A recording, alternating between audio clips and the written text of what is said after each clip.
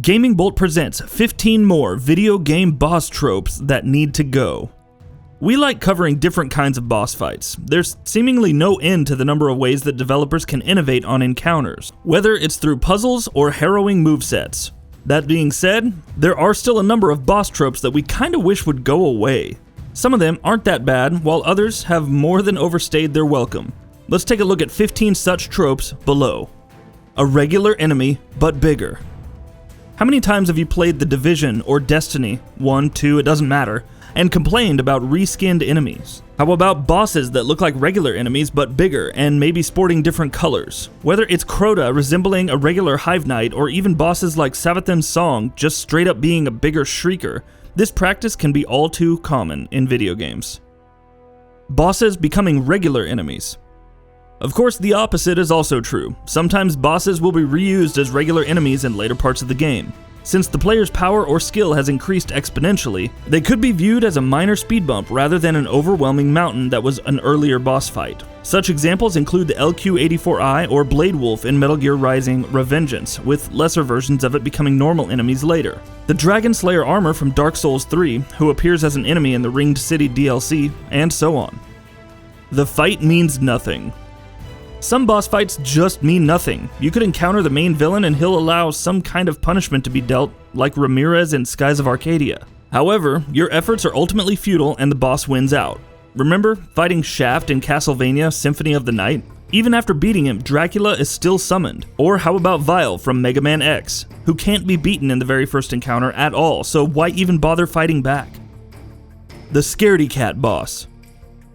Destiny 2 Forsaken's Barons are a pretty fun fight. Whether it's the rifleman sniping from a distance or the trickster booby-trapping exotic engrams to kill you. Unfortunately, they all have a bad habit of running away. Bungie is no stranger to this kind of mechanic either. See Omnigul from Destiny: The Dark Below. Heck, this can even apply to some Monster Hunter World bosses, since they'll often relocate to other areas when taking too much damage. While it makes sense in, say, Sonic the Hedgehog where you gotta go fast and chase a boss, it can get pretty annoying when recycled constantly in other games. The boss in constant pursuit. Of course, the opposite is true, in that some bosses will chase you. Take a look at Cuphead's Baroness von Bonbon and Grim Matchstick, two bosses who start out normally, but then transition to chasing the player in later parts of the fight. Both times you need to be quick while fighting back, and it can be pretty tough. Bosses creating weaknesses. While every boss is out to get you, or come out on top in battle, they'll often provide the tools for their own demise. The Snatcher in A Hat in Time, for instance, can't be damaged because he can't turn blue, which is how bosses usually indicate their vulnerability. Later on, he launches an attack involving blue potions, and one of them can be used to paint him blue, thus causing him to be vulnerable.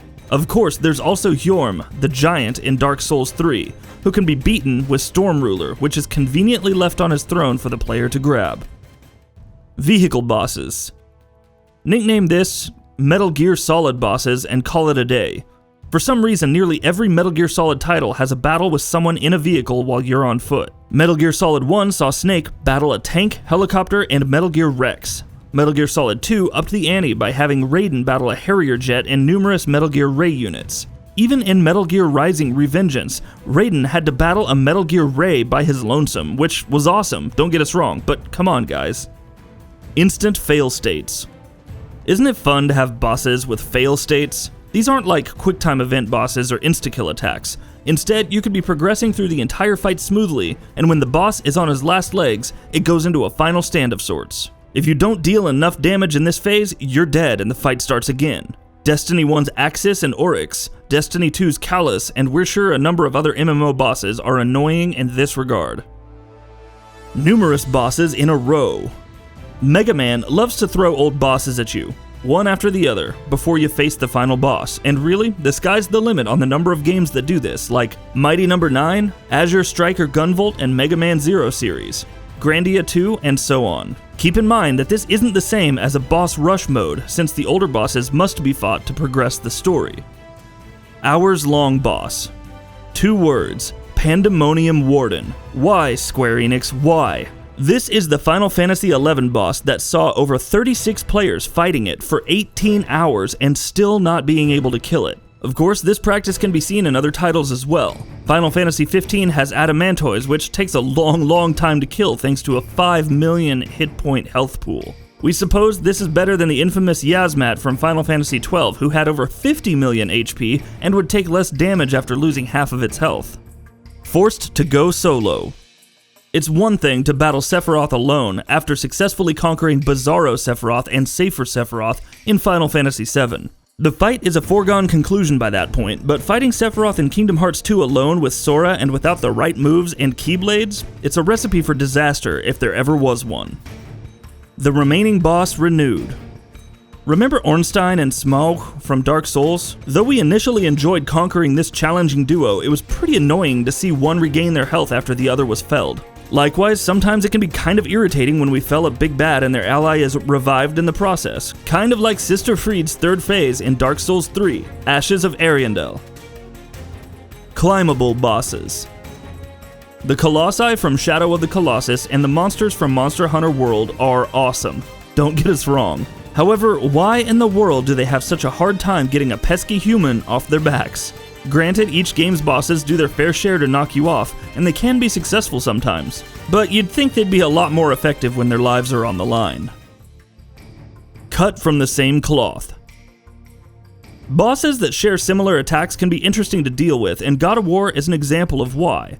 The Valkyrie Gunner displays the wing swipes and the lunging scythe that will become staples in future Valkyrie movesets as you battle other Valkyries, who, have more health and deal more damage, by the way. You'll discover that each adds a unique move of their own on top of this, though. Kara summons Draugrs, Gearful likes to dash around, and Gondel will rain some fireballs down when ascending into the sky. These all culminate in Sigrun, the Valkyrie Queen, who can use all of these attacks, and effectively tests your mastery over beating the Valkyries. It's an awesome concept, except when you're being curb stomped again and again by moves you should know how to counter. Just plain poor design. Why was Nashandra, the final boss of Dark Souls 2, such a boring pushover? Why was Zora Magdaros effectively a cinematic sequence in Monster Hunter World rather than an actual hunt? Why is Perfect Chaos, the ultimate harbinger in Sonic Adventure, simply beaten by running into him over and over again? Most importantly, why was the Moon Presence so easy compared to Gehrman in Bloodborne? Some bosses feel like they can be easy for no reason, while others are just strangely designed. Every game has at least one, so take your pick. And that wraps it up. If you like what we're doing, please consider subscribing to our channel. We upload new videos daily. Also, don't forget to switch on the bell notification icon, that way you don't miss out on any of our videos.